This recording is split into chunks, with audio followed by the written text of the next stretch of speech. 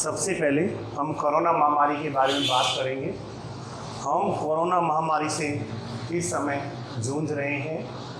Corona महामारी में बचाव ही सबसे बड़ा उपचार है। आप घर में रहें, सुरक्षित रहें और घर में रहकर पढ़ें, यही सबसे बड़ा उपाय है। इसके अलावा कोई उपाय नहीं है। इसी संदर्भ में हम कक्षा 10 का जो पहला पाठ चालू किया गया है उसको आगे शुरू करते हैं। भोजन एवं मानव स्वास्थ्य। भोजन के बारे में हमने पढ़ा, संतुलित भोजन, असंतुलित भोजन। उसके बाद में असंतुलित भोजन के बाद कुपोषण, कुपोषण के बाद में हम विटामिन्स, कौन सा विटामिन्स बॉडी में क्या काम करता है इसके बारे में पढ़ा।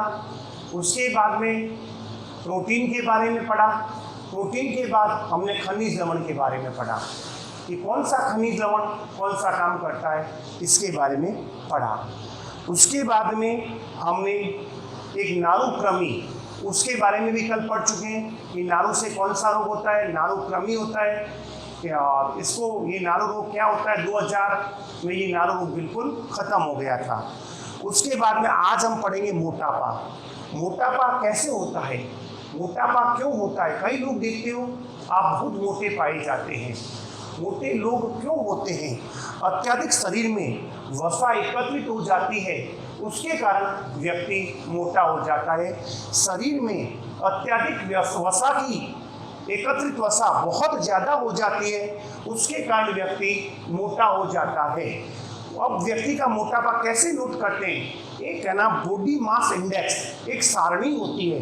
वो सारणी हमारे वैज्ञानिकों द्वारा बनाई गई है कि यदि आदमी 6 फुट का है तो उसका वेट कितना होना चाहिए, 7 फुट का है तो उसका वेट कितना होना चाहिए, 5 फुट का है तो उसका वेट कितना होना चाहिए, 4 फुट का है तो उसका वेट कितना होना चाहिए, जिसकी लंबाई 3 फुट है तो उसका वजन कितना होना चाहिए।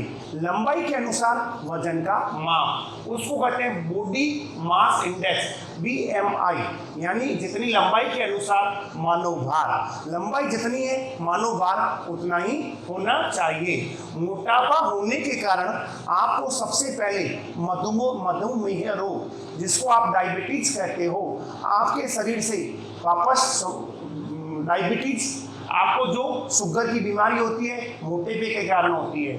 रक्तचाप, जो आपको हाई ब्लड प्रेशर, वो किसके कारण होता है? मोटापे के कारण। आपका मोटापा ज़्यादा है तो आपको हाई ब्लड प्रेशर होने की संभावनाएं ज़्यादा रहती है।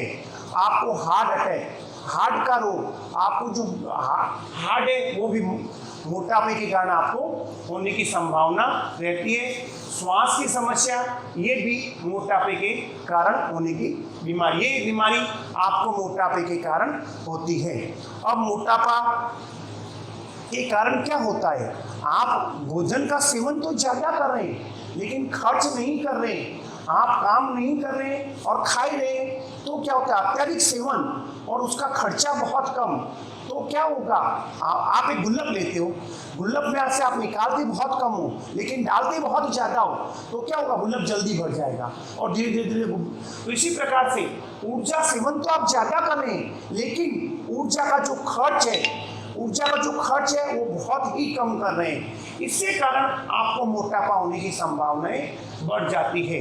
आप चर्बी युक्त भोजन करते हैं, आप जंक फूड, पिज्जा, बर्गर, इस प्रकार के जंक फूड आप खाते हैं, खाने के कारण भी आपको मोटापा होने का सबसे बड़ा कारण है। तीसरा, आपकी दिनचर्या सही ढंग से नहीं है।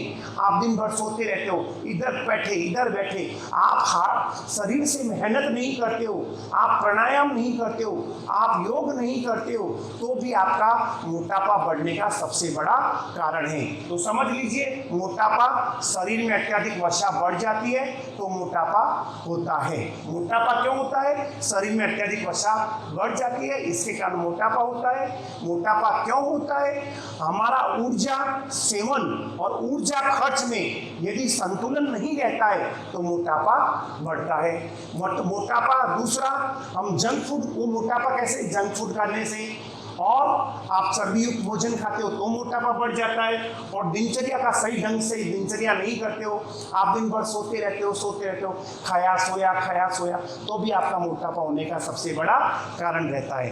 मोटापा होने से आपको मधुमेह नामक रोग होता है, मोटापा होने से आपको हाई ब्लड प्रेशर हो जाता है, मोटापा होने से आपको सांस लेने में कठिनाई होती है, और मोटापा होने से आपको रक्तचाप भी बढ़ जाता है।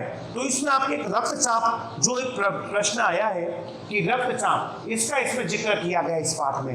मधुमेह के बारे में नहीं किया गया, हृदय रोग के बारे में नहीं किया गया, श्वास समस्या के बारे में नहीं किया गया, लेकिन रक्तचाप के बारे में इस पाठ में आपके जिक्र किया गया है। रक्तचाप क्या चीज है, ब्लड प्रेशर क्या चीज है। रक्त वाहिनियों में आपकी जो रक्त वाहिनियां रक्त को एक स्थान से दूसरे स्थान तक ले जाने के लिए जो वाहिनियां काम होती है वो रक्त वाहिनियां जैसे आपके घर पर पानी लाने का काम कौन करता है? नल। कहाँ से आता है? टंकी से आपके घर में नल आता है। उसी प्रकार से रक्त को ले जाने का काम रक्त वाहिनियों में बहते रक्त द्वारा, रक्त किस में बहता है? रक्त वाहिनियों में। जो रक्त बहता है वो उसकी दीवारों पर दाब डालता है, उसको क्या कहते हैं? रक्तचाप।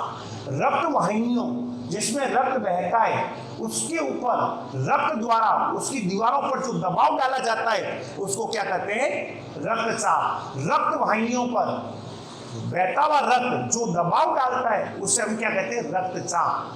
रक्त वाहिनियों जिसमें रक्त बहता है, रक्त वाहिनियों में रक्त द्वारा डाला गया दाब रक्तचाप कहलाता है।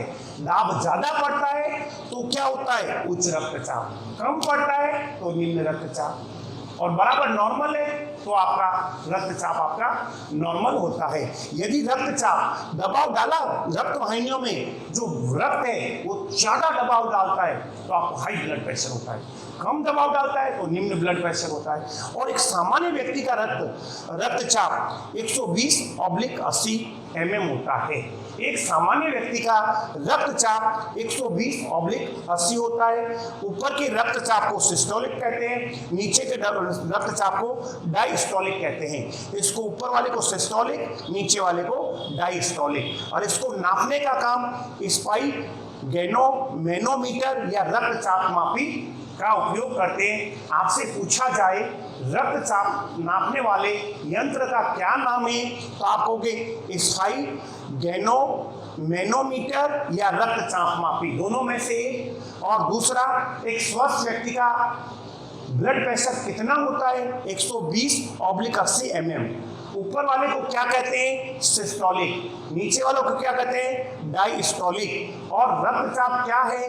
रक्त वाहिनियों में बहते हुए रक्त द्वारा डाले गए दाब को हम रक्तचाप कहते हैं।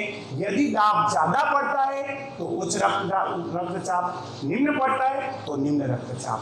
ये रक्तचाप, निम्न रक्तचाप, उच्च रक्तचाप, यानी कि हाई ब्लड प्रेशर और लो ब्लड प्रेशर। इसके बारे में हम आगे कल पढ़ेंगे।